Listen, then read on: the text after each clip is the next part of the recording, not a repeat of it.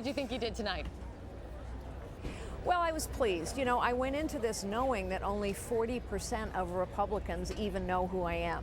So I have the lowest name ID of anyone in the field. It shows up in national polling.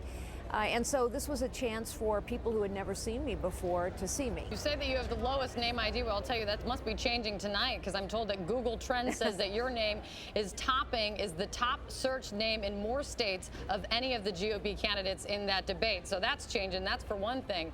So you're talking about delving into some of the issues. One of the issues you took on very quickly, you came out swinging against Donald Trump and that phone call between him and President Bill Clinton just before Trump announced his candidacy.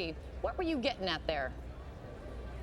Well, you know, I'm not sure, frankly, I would call that a substantive issue. I was responding to a question specifically about him.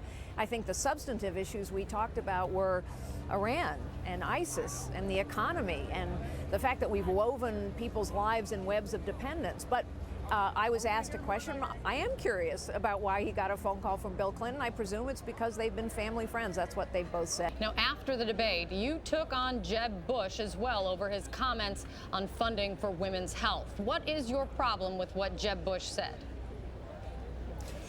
Because unfortunately, he played into Democrats' talking points. The Democrat talking point is that the Planned Parenthood videos, that late-term abortion is about women's health. It is about nothing of the kind. Now, I got to get this last one in for you, because I'm sure you've got a lot to do. But at one point, it almost sounded like Governor Perry nominated you for Secretary of State. Listen here.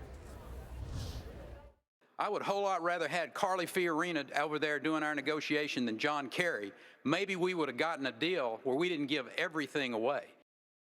Now, Carly Fiorina, is that a job you'd be interested in?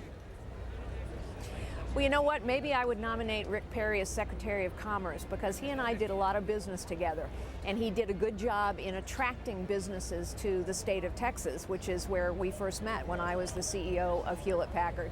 I took it as this. I've negotiated a lot of deals in my life, not an Iranian nuclear deal, but I know there's some cardinal rules of deal making that Kerry and Obama broke.